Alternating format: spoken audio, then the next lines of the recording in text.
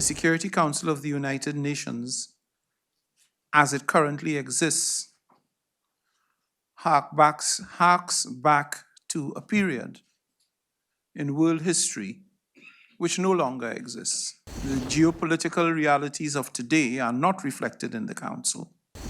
The Council has, in recent years, been progressively unable to take the decisions necessary in order to assist and support the strengthening of international peace and security, largely for geopolitical reasons. The Security Council of the United Nations, as it currently exists, harks back to a period in world history which no longer exists. It was formed, as you know, in the immediate post-1945 era. Since then, the world has changed radically. The geopolitical realities of today are not reflected in the Council. And there are those who claim that the Council is in urgent need of democratization.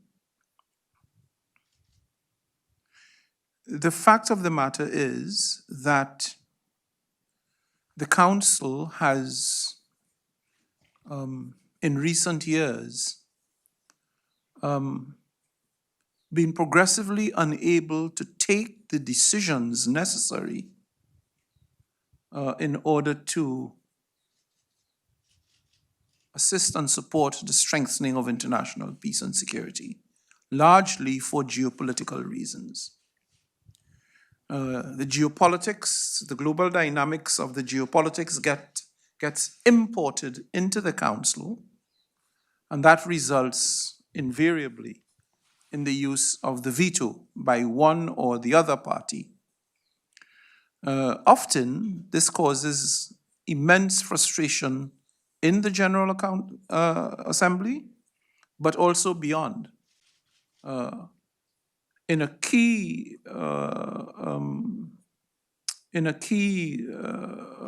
area of concern for the UN as a whole, and that is the key constituency of the 8 billion people who are looking on.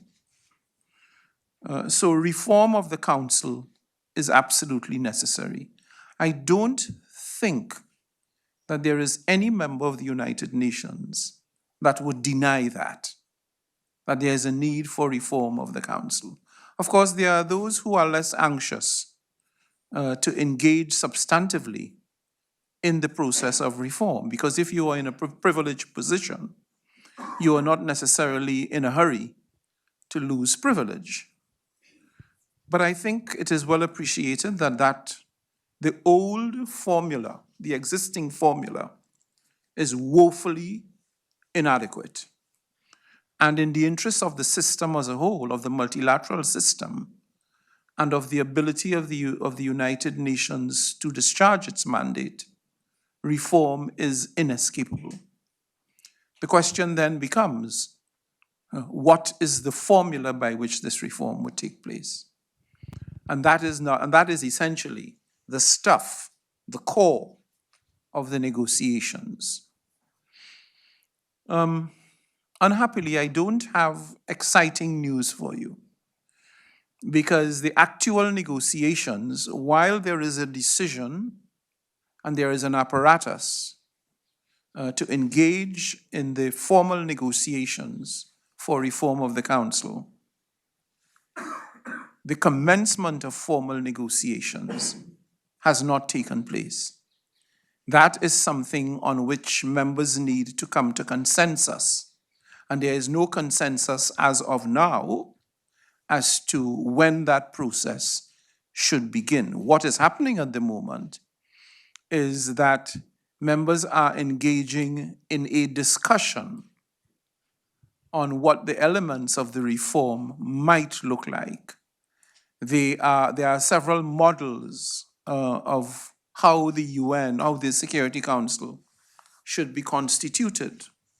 Whether it's an enlargement of the council or an enlargement of the non-permanent members, etc. I think there are about 5 formulas on the table for discussion. Stay with the Times of India for news breaks, analysis, interviews, and events. We bring you stories from your neighborhood and from across the globe as well. Subscribe to our YouTube channel. Hit the like button and press the bell icon so you don't miss any of our videos.